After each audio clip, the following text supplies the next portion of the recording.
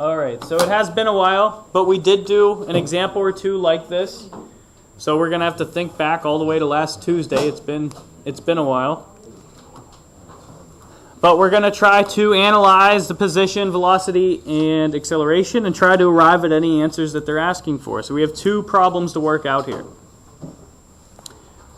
The first problem, two runners, A and B, run on a straight racetrack for the interval 0 to 10, and that's in seconds. The graph below, which consists of two line segments, shows the velocity in meters per second of runner A. So runner A is the graph below. The velocity in meters per second of runner B is given by the function v of t 24t over 2t plus 3. So we have this for runner A and this function given here for runner B. Let's look at part A. So if you want to look at that for a moment and kind of analyze that, but let's look at part A. Find the velocity of runner A and the velocity of runner B at t equals 2 seconds. Indicate units of measure. So finding the velocity. So we want to find the velocity of each runner. The runners were A and B. So we want to find the velocity at 2 seconds.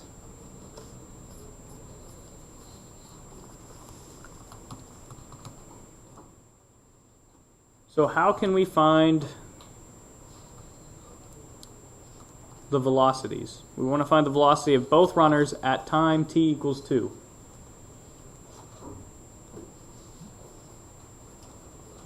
Yeah, go ahead. For A, you could just use the graph. Okay, we can just use the graph. You can look at 2 and find out where that point is. I want to go a little more specific. You are completely correct. You could do that. But how can we use, this looks like what? This segment here. It's a straight line. And we're looking at 2. 2 is within that. So could we figure out what that straight line is? An actual function for that?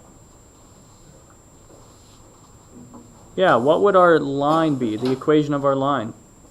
What's our y-intercept? 0. So we need to find a slope. How many do we rise? How many do we run? Yeah, up 10 over 3. 10 over 3x. That would be our equation for this first segment. So that's what we can actually use to find the velocity at time t equals 2. That would be the same as using the graph. So when multiplied by 2, we get 20 over 3. Now don't forget, we do need units. 20 over 3 what? Yeah, velocity is meters per second. Okay, how can we find the velocity of B runner? Yeah, they give us the equation at the top. 24 times 2 over 2 times 2 plus 3. And what is your final fractional answer? You get what over what?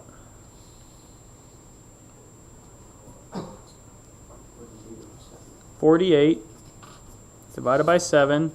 And again, it's velocity meters per second.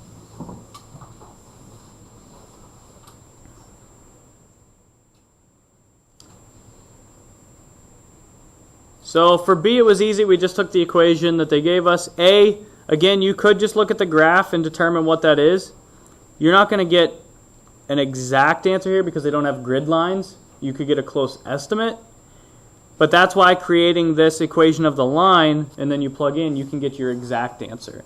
So without those grid lines or anything, and it is a fraction, you're not going to have an exact answer unless you get that equation of the line. All right, so part A is good. Part B. Find the acceleration of runner A and the acceleration of runner B at time t equals 2 seconds. Indicate units of measure. So we're dealing with both runners again, runner A, runner B. How are we going to find the acceleration at 2 for runner A? We want to find the acceleration at 2 for runner A. And if we don't know exactly what that answer is yet, what is the relationship between velocity and acceleration? Could you answer that question maybe? What's the relationship between velocity and acceleration? Read? Acceleration is the derivative of velocity. It's the derivative. So if you take the derivative of the velocity function up here, well, the x is going to be 1, and you're left with the coefficient 10 over 3. So the acceleration has to be 10 over 3. What would the units be? Acceleration units. Dan? Hold on. Okay. Meters per second squared. Meters per second squared. So that's for part A, because we have the equation of that line up there. You take the derivative of it, because remember that's velocity. Derivative gives you acceleration. Alright, so for B, they give you the original velocity function. So this one is going to be a little more work. I'm going to write the original velocity function they gave us. 24t over 2t plus 3. And again, it's the same step. It's the derivative. The derivative is just a little bit more involved with this one. So if we take the derivative of v of t, we get a of t. How do I take the derivative of this function? What role do I need?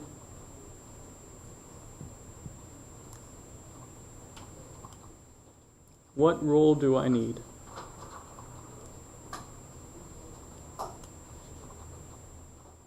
Quotient rule. So the low d high minus high d low over the bottom squared. So we need low d high, 2t plus 3 times 24 plus, minus 24t times 2 all over the bottom squared. Okay? And we don't really need to simplify that. You can just go ahead and plug in 2 now. We want to find a of 2. So go ahead and plug in 2 to your derivative, and you should still get a fraction answer for this one.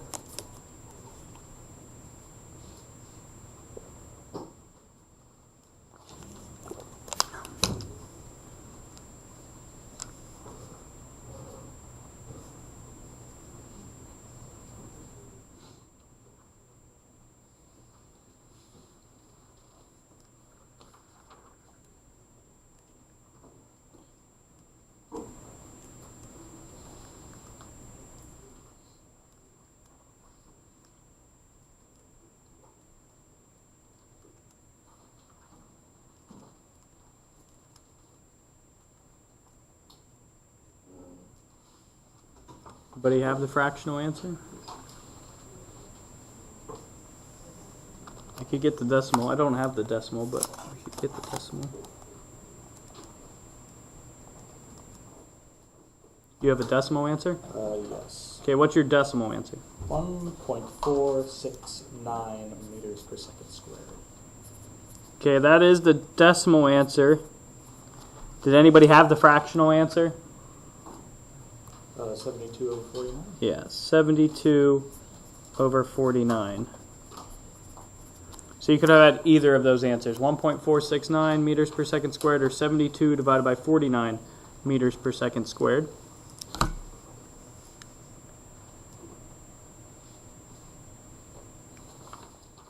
So do we feel okay with the velocity and acceleration questions on this open-ended? I don't feel that this one was too tricky. I think the part that could stump you at the beginning, if you didn't realize that you could make this an equation of a line at the top. But I think once you realize that, yes, I can find out what the equation of a line is, this problem becomes really easy. All right, anybody still copying? All right, let's go ahead to the back.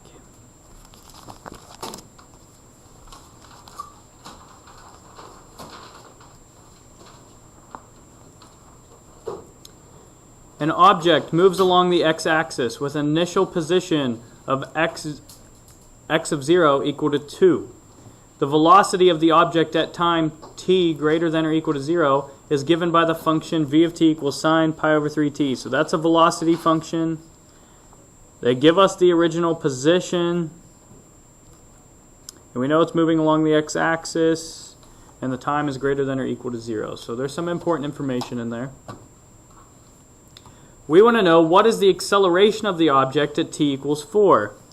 Well, we know the acceleration of t is equal to the derivative of v of t. So we need to take the derivative of the velocity function given. So they gave us sine pi of 3t. What is the derivative of sine pi over 3t? Think of chain rule. Go ahead. Cosine pi over 3t times pi over 3. Yes. Very good. Cosine of pi over 3t times pi over 3.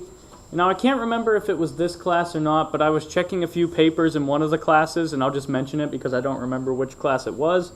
Remember, with this chain rule, when you have these trig functions like this and you're taking the derivative, make sure that you multiply by the derivative of the inside. I saw a few papers where people were taking the derivative of this and leaving this, but did not take the derivative of the inside. That completely changes your answer, okay? So make sure that you multiply by the derivative of the inside. So cosine pi over 3t times pi over 3. That's the acceleration. We want to find the acceleration at 4 specifically. So we need to plug that in. Pi over 3 is a constant, can be pulled out front. Cosine, and we want 4, so it becomes 4 pi over 3. That's what we need to find the answer to. You should have an answer in terms of pi. You should have an answer in terms of pi. So you may have to think of your unit circle to answer it. You get pi over 3 times what value? Find the cosine of 4 pi over 3.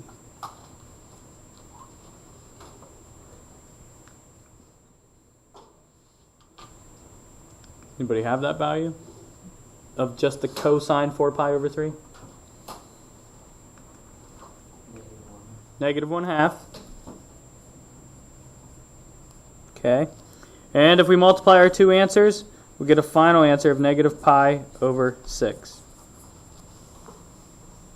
That's our final acceleration at time 4.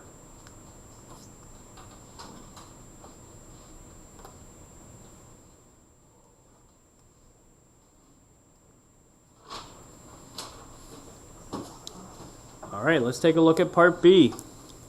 Consider the following two statements. So statement 1, for time between 3 and 4.5, the velocity of the object is decreasing. Statement 2, for time between 3 and 4.5, the speed of the object is decreasing. Okay, so let's think about these one statement at a time before we actually answer the problem below. So statement 1, if it's telling you during this time the velocity is decreasing, if the velocity is decreasing, what do we know about the acceleration?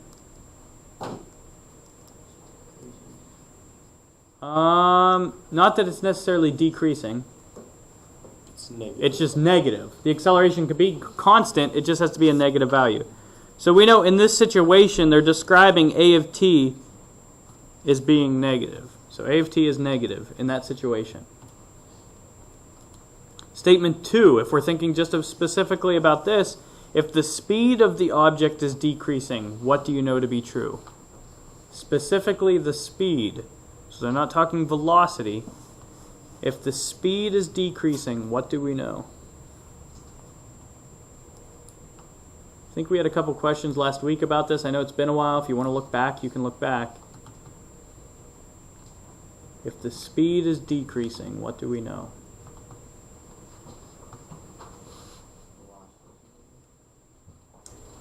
We do need to mention something about velocity, but we can't say for sure that velocity is negative. That's not always true for this. We want to state something specifically about acceleration and velocity.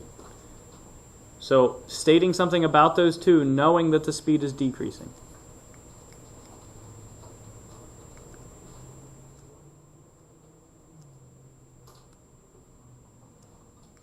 Go ahead. They're opposite signs. Yes, that's what I'm looking for.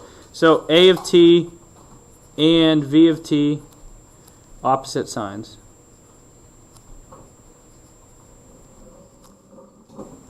Opposite signs. Okay, so that's really what we're talking about. The a of t, the acceleration and velocity have to be opposite signs.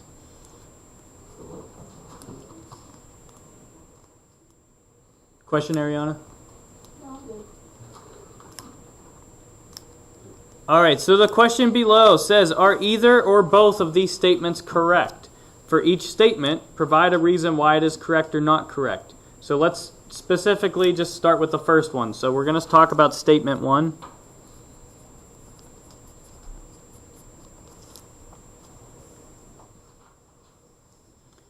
And again, we're thinking about it in terms of this problem up here. So this is part B, so we're still dealing with the problem up above.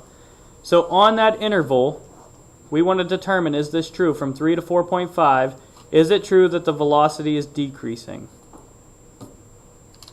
So how can we determine if it's decreasing?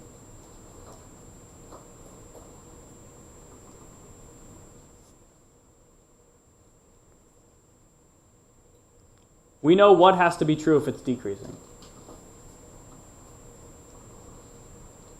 We just talked about it up above. Okay, we know the acceleration has to be negative. Is it possible for us to test a point within that interval? Do we know an acceleration function? Yeah, we already found it. So we can go ahead and test. So we can pick a value within there. An easy value to pick within there would be 4. So test a of 4. See what you get as a final answer of a of 4. Go ahead and determine that. So find your acceleration of 4. We have the acceleration function at the top already. Find a of 4.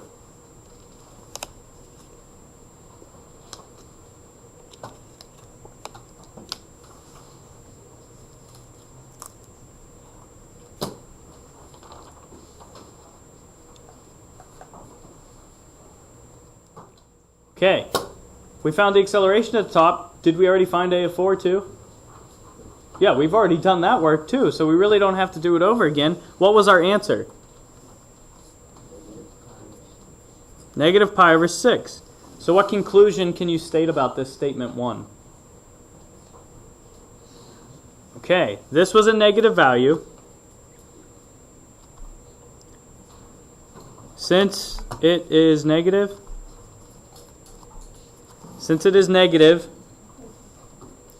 v of t is decreasing at t equals 4. So this statement is true. Since it is negative, v of t is decreasing at t equals 4. So this statement is true.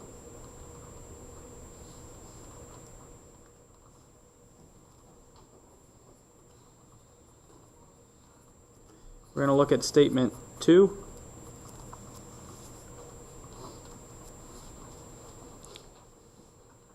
Statement 2, talking about the same interval, but they want to know about the speed of the object. Is it decreasing? So we know a of 4 already is negative. We need to find what v of 4 is. Have we already calculated v of 4? No. So we have to go ahead and do that. So using your function from up above, the original velocity function, calculate v of 4.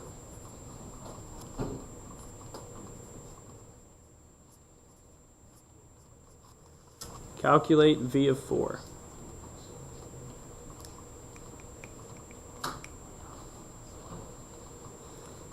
Again, we're using the original function, plugging 4 into the original velocity function. You may have to think of your unit circle to answer this one.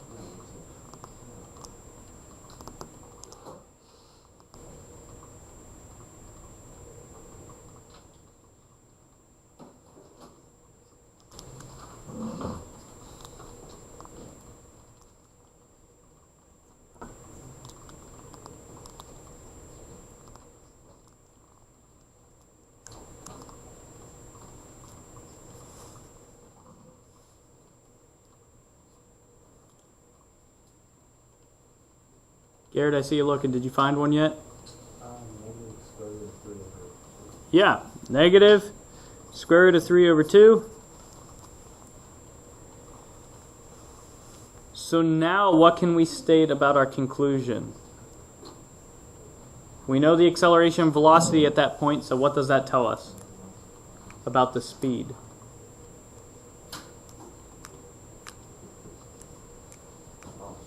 Yeah, so both were negative, so speed is increasing. So the statement was false. Speed is increasing because the acceleration and velocity were both negative. The speed is increasing, so it is false.